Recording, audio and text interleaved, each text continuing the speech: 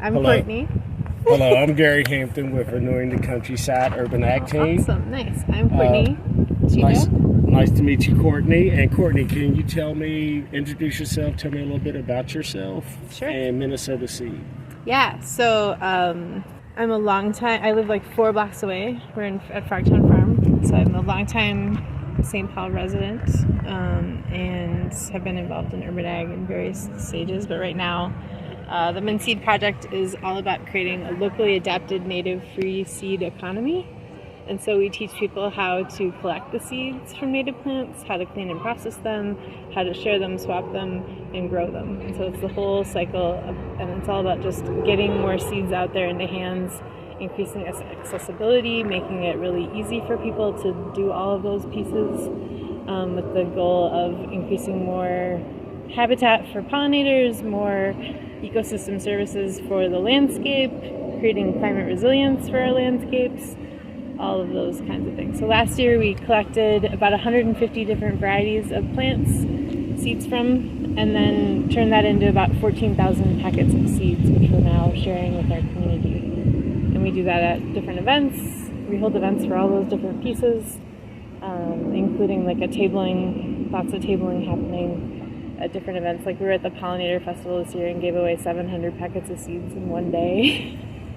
And so I'm here to share seeds with urban farmers. So the email list I will get and then send out to all of the people and have them order seeds from us so that they can. Oh, excellent. So do you focus more with urban or rural farmers or a mixture?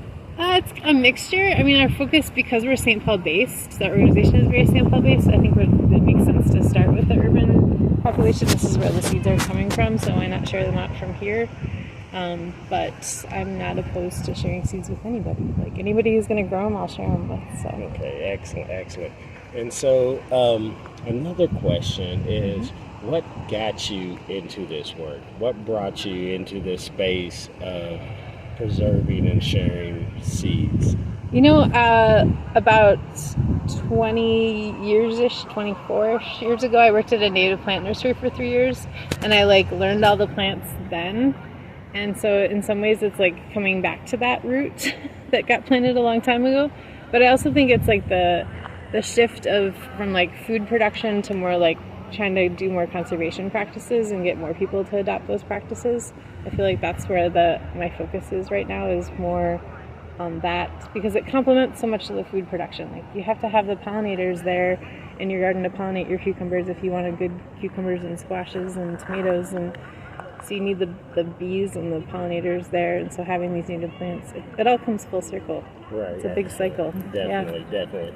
So, one other thought is, hold on, let me think for a second. Well, you think for a sec. This is Valentine. I just wanted to weigh in because we're at Frogtown Farm, and I feel like one of the questions I have is if you see a perception shift going on. Because when I came to Minnesota, I was really excited about Joan Iverson Nassauer's work that sort of showed if you put a sign saying this is native plant regeneration, people go from thinking it's weedy to thinking, oh cool, that's native plants. Because I feel like people look at a place like Frogtown Farm and you look at where it's mowed lawn right now and it's all dead, and where you look at where it is quote weedy and it's many native plants thriving, and I'm curious how you see that story changing. Yeah, I do, and I think that's also part of our mission too, I think, is to make that shift and to have people see the native plants in their gardens and in their yards as, there's that bigger national homegrown park movement, and we want to be a part of that. We want to help people see oh, if I put this little patch in my yard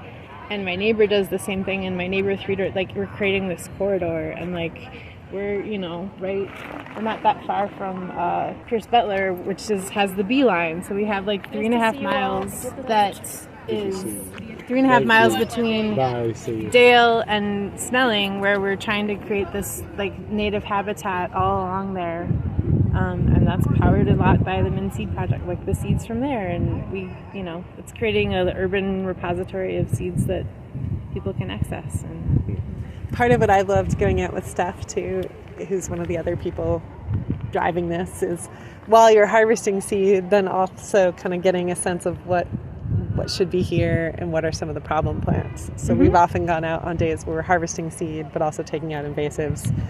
And that feels so much nicer than just going out on a taking out invasives, because you feel like you're nurturing an ecosystem, not just like hating on buckthorn. Right. Yeah. You remembered your question. Yes, I did.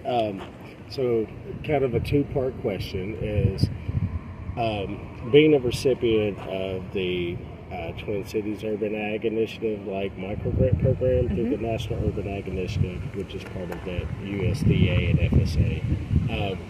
How is that funding helping Minnesota Seed and its mission? And then how do you see Minnesota Seed within the urban ag space going forward? And it is, what do you see as the potential and the vision for urban ag within the Twin Cities? Yeah. Wow, there's a lot of questions. So starting with the grant, I mean, it's allowing us to, tomorrow night we're doing a seed collection at Monarch City, which is just down the road a block or two, with urban farmers. So the Urban Grower Network is our audience, target audience for that. That's totally funded 100% by that grant. We're going to do a seed cleaning night with the Urban Roots with that same audience. So it's helping us expand our audience. Like I think we've largely been sort of backyard growers and backyard gardeners and maybe community gardeners up until now. So this is really pushing us into that space.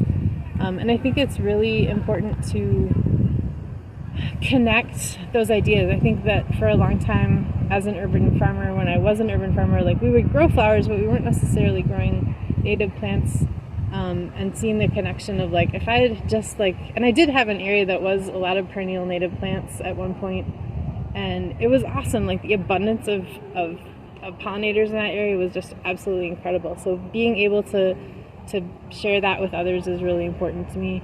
And I think that, I think we have this sense of like urban growers, they have like, small, tiny spaces that they're growing in, but I think there's still room for these native plants. And I think that that's really important to incorporate.